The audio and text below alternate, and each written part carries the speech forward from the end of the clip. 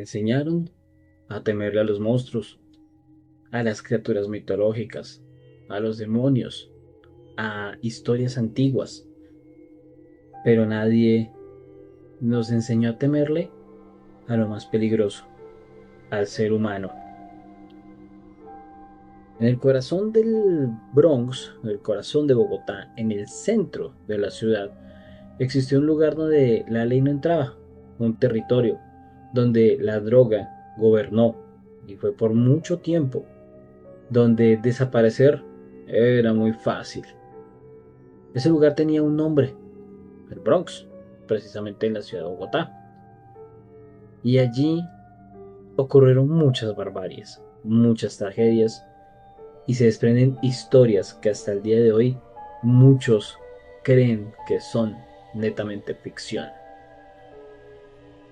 Allí, un chef profesional terminó cocinando lo impensable para poder sobrevivir y que no ocurrieran cosas que él no quisiera ver o que pasaran. Y lo peor, mis amigos, es que esto es una historia real. Durante años, el Bronx fue uno de los sectores más peligrosos de Colombia.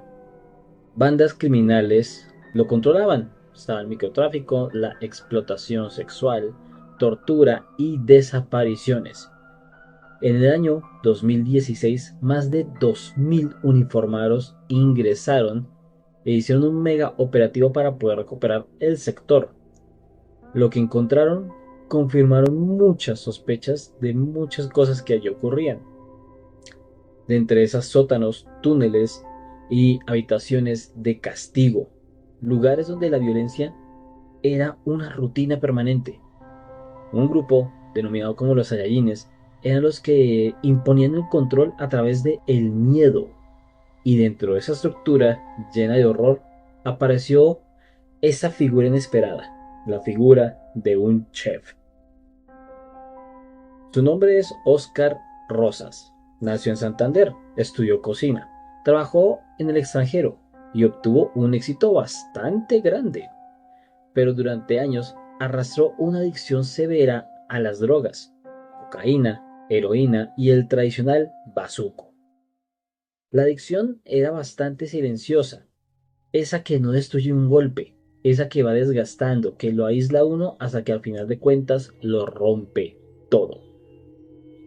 Poco a poco, su vida profesional se desmoronó, hasta que terminó obviamente en el Bronx, no como visitante, sino como un habitante.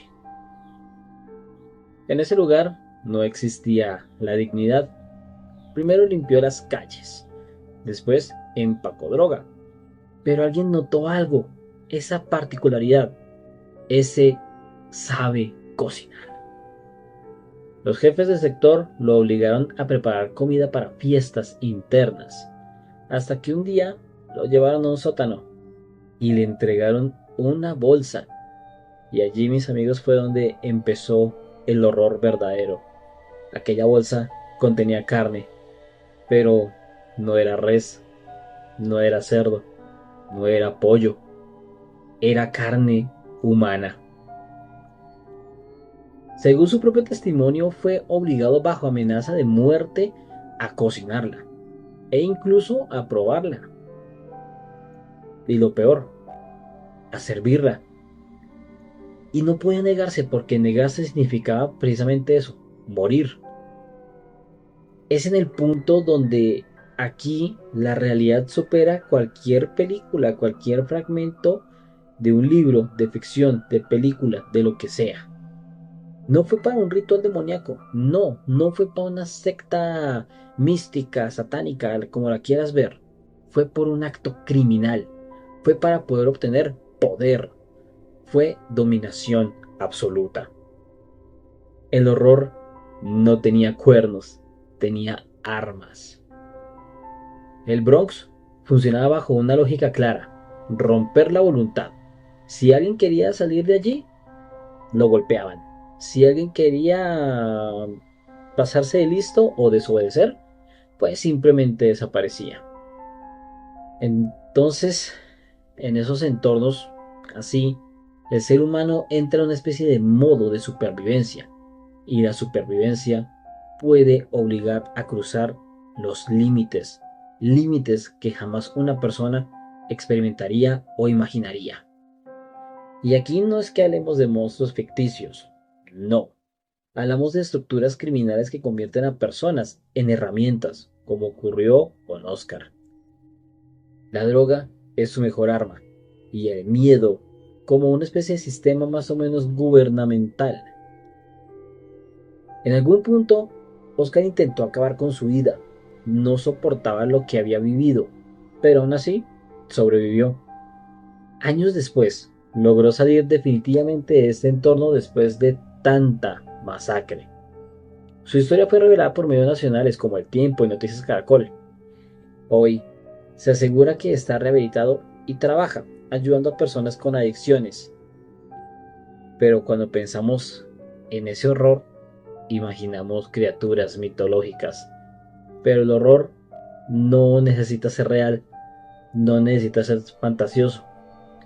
Está en los poderes sin límites, está en la adicción sin tratamiento, está en la indiferencia social, en el crimen organizado. Y el Bronx no fue una historia paranormal, no, aunque de allí se desprenden bastantes y son muy fuertes. El Bronx fue una advertencia, fue un monstruo, pero un monstruo que no está debajo de nuestra cama, que camina libremente por la ciudad. Y esta historia no busca glorificar el horror, mucho menos generar ese amarillismo, no.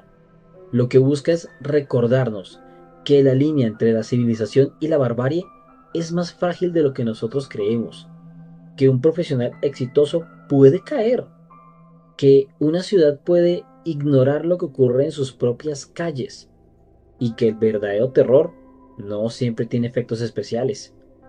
A veces tiene nombres, a veces tienen historias y todo ocurrió aquí, en esta ciudad, en la vida real.